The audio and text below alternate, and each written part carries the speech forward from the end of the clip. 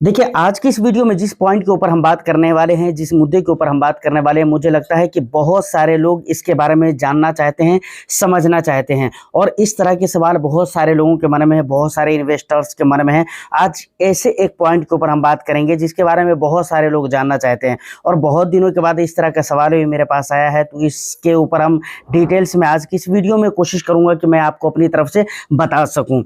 सवाल ये है कि भाई आने वाले कुछ सालों में हम म्यूचुअल फंड से कितने पैसे एक्सपेक्ट कर सकते हैं या फिर ये कह लीजिए म्यूचुअल फंड से कितने रिटर्न्स एक्सपेक्ट कर सकते हैं, कितनी की उम्मीद रखना चाहिए।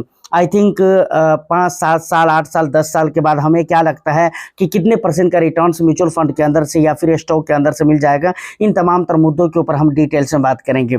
तो ऑफ कोर्स वीडियो बहुत इन्फॉर्मेटिव और इंटरेस्टिंग होने वाली है, तो बस एक लाइक कर दीजिए, शेयर कर दीजिए। चैनल को अगर अभी तक आपने सब्सक्राइब नहीं किया तो चैनल को भी ज़रूर सब्सक्राइब कर लें, क्योंकि आपको पता है कि भाई सिर्फ हम कंटेंट नहीं बल्कि यहाँ पर विश्वास और भरोसा भी देते हैं।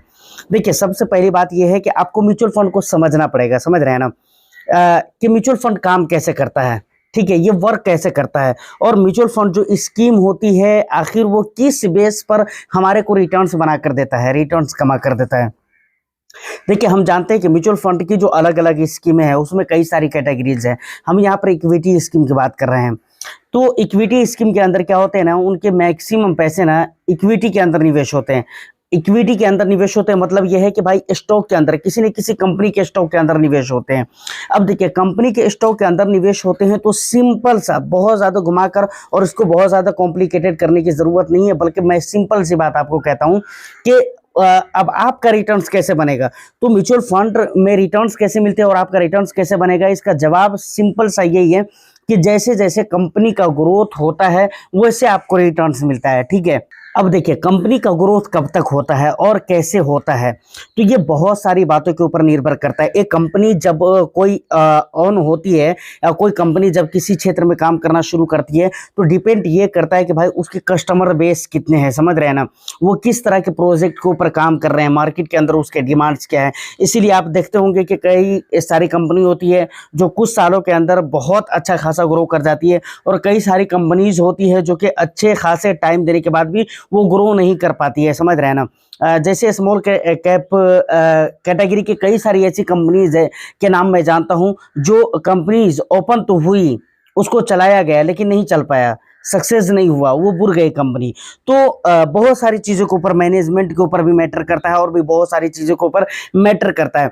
तो कुल मिलाकर ये है कि भाई कंपनी जैसे जैसे ग्रो होगा उस तरीके से आपका पैसा बढ़ेगा, कंपनी बढ़ेगा, कंपनी के शेयर्स महंगे होंगे और आपके पैसे महंगे होंगे। अब एक म्यूचुअल फंड स्कीम के अंदर सबसे बड़ी चीज़ क्या है म्यूचुअल फंड स्कीम के अंदर, कि एक म्यूचुअल फंड स्कीम के अंदर कई सारी कंपनीज होती हैं जिनके स्टॉक्स के अंदर पैसे निवेश किए गए होते हैं। तो उनमें से कुछ कंपनीज ऐसी होती है, मान कर चलिए कि भाई अगर 50 कंपनीज हैं एक म्यूचुअल फंड स्कीम के अंदर, तो उसमें 50 कंपनीज है अगर स्टॉक होल्डिंग के अंदर, उसमें से 5 कंपनीज ऐसी होगी जो 5 10 15 20 कंपनी ऐसी होगी, 5 10 कंपनी मान लीजिए जो बहुत हेवी लेवल, मतलब अधिक, मतलब आखिरी लेवल का परफॉर्म दे रही होगी, बहुत बेस्ट लेवल का।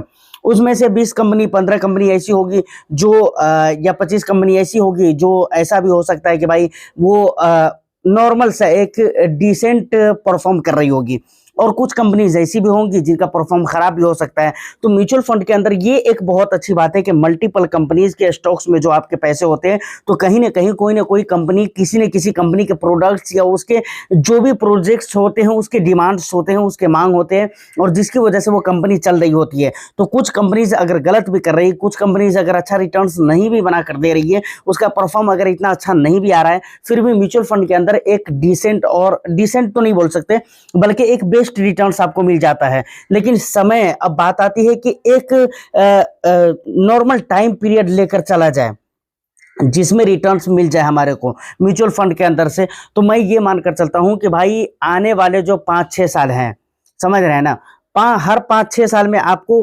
12-14% 15% का रिटर्न्स आपको मिल ही जाएगा आने वाला जो समय है। ये कम मैं बोल रहा हूँ भाई, स्मॉल कैप के जो रिटर्न्स रहे पिछले 5 ईयर्स में वो लगभग 25-30% के रहे हैं। समझ रहे हैं, या इस बीच के रहे हैं, 25 से 30% के बीच के रहे हैं। ठीक है, तो आप सोच लीजिए कि आप आने वाले जो 5 ईयर्स है वहां पर आप 20 से 25% का एक्सपेक्ट कर सकते हैं। लेकिन मैं इतना नहीं बोलूंगा क्योंकि ये कुछ मुझे भी लगता है ज्यादा है, क्योंकि स्मॉल कैप कैटेगरी का रिटर्न्स की यहाँ पर हम बात कर रहे हैं। लेकिन हम जो बात कर रहे हैं ना वो पूरे पोर्टफोलियो की बात कर रहे हैं कि आने वाले कुछ सालों में कितने परसेंट का रिटर्न्स मिल सकता है। तो एक नॉर्मल पोर्टफोलियो की जो मैं बात कर रहा हूं, जिसमें small cap, mid cap, multi asset allocation fund, उसके अलावा इंडेक्स फंड वगैरह, और जिस तरीके से पोर्टफोलियो नॉर्मली बनाए जाते हैं उस तरह के पोर्टफोलियो पर आप 15%, आप 14 से 15%, 16% का रिटर्न आप एक्सपेक्ट करके चल सकते हैं कि भाई इतना आपको आने वाले कुछ सालों के अंदर मिल जाएगा, 5-6 सालों के अंदर, 7 सालों के अंदर। लेकिन अगर 7 साल या 7 साल से प्लस का टाइम पीरियड आप लेकर चले तो वहां पर रिटर्न ही मिलेंगे। बहुत सारे लोगों को यह भी डाउट होता है कि भाई ऐसा भी है कि पैसे बुर जाते हैं। देखिए, सबसे बड़ी चीज क्या है ना, आपको एक चीज समझना पड़ेगा सर, कि म्यूचुअल फंड के अंदर पैसे बुरते नहीं हैं। स्टॉक के अंदर आप कहेंगे तो कुछ देर के लिए माना भी जा सकता है कि ठीक है, स्टॉक के अंदर ऐसा पॉसिबल है कि भाई पैसे जीरो हो सकता है, जबकि बहुत कम ऐसा देखने को मिलते हैं और रेयरली ऐसा देखने को मिलते हैं, जबकि मुझे तो अभी तक समझ में नहीं आ रहा है। ठीक है ना, कई सारी कंपनीज बंद हो जाती है, ऐसा होता है। लेकिन म्यूचुअल फंड स्कीम के अंदर अगर आप कहेंगे कि पैसे बुर जाता है तो ये सवाल ही पैदा नहीं होता है। उसका रीजन वही है जो मैं पीछे बता चुका हूं, यानी एक म्यूचुअल फंड स्कीम के अंदर और उसके स्टॉक होल्डिंग में एक नहीं बल्कि मल्टीपल कंपनीज होती हैं। सोचें कि जिसके स्टॉक होल्डिंग में, यानी आप जब एक म्यूचुअल फंड स्कीम के अंदर पैसे डालते हैं तो 50 कंपनीज के अंदर उसके जो फंड मैनेजर होते हैं वो आपके पैसे को लगा देते हैं। अब एक कंपनी बुर जाएगी, दूसरी बुर जाएगी, तीसरी बुर जाएगी, लेकिन हर कंपनी बुर जाए ऐसा पॉसिबल नहीं है, क्योंकि गवर्नमेंट भी ऐसा नहीं होने देगी। तो ये सारी बातें आपको क्लियर हो गई। अब देखिए, एक चीज और भी मैं आपको बताता हूं कि म्यूचुअल फंड के अंदर जो है ना, हमारे इंडिया की अगर मैं बात करूं पर्सनली, अगर ओनली इंडिया की अगर बात की जाए तो इंडियन इकोनॉमी जो है एक ग्रोइंग इकोनॉमी है।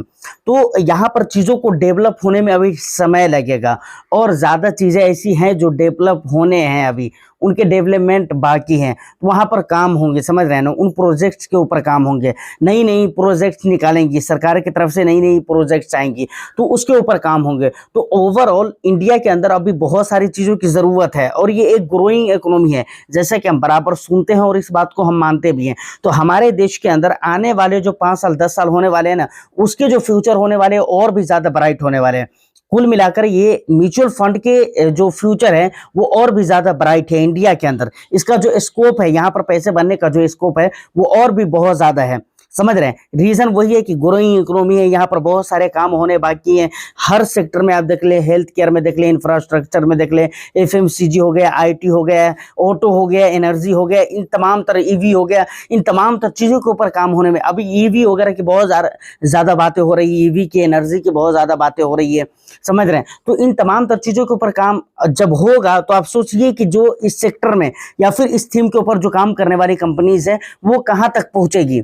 तो ऑफ कोर्स वो जब बढ़ेगी तो आपके पैसे बढ़ेंगे, यहाँ के स्टॉक्स बढ़ेंगे, यहाँ के म्यूचुअल फंड्स बढ़ेंगे। तो हमारे यहाँ अगर बात की जाए इंडिया के अंदर, तो इंडिया के अंदर और भी बहुत ज्यादा स्कोप है कि यहाँ पर पैसे बनेंगे, समझ रहे, क्योंकि ग्रोइंग इकोनॉमी है। लेकिन इसको अगर आप शॉर्ट टर्म के नजरिए से देखते हैं, शॉर्ट टर्म के एंगल से देखेंगे तो अभी आपको काफी बुरा लग रहा होगा, समझ रहे हैं। अगर मैं ये बात कह रहा हूं कि भाई आने वाला समय में बहुत अच्छा पैसा बनने वाला है, तो शायद आपको विश्वास हो न हो, कोई भरोसा नहीं है, या आपको खराब भी लग सकता है कि नहीं यार ये गलत बात है। लेकिन हकीकत है, ये जो कुछ भी हो रहा है वो शॉर्ट टर्म में है। शॉर्ट टर्म का मतलब ये है कि ये 2 महीने, 3 महीने, 6 महीने या साल भर, 1.5 साल रहेंगे, ठीक है, उससे ज्यादा नहीं रहेंगे, समझ रहे हैं ना। तो ये सारे हालात ठीक होने हैं, समझ रहे हैं। और मार्केट ने जब जब गिरावट दिखलाई है या मार्केट के अंदर जब जब भी लंबी वैलेटिलिटी रही है, तो साथ में रिकवरी भी बहुत हेवी लेवल को की देखने को मिलती है।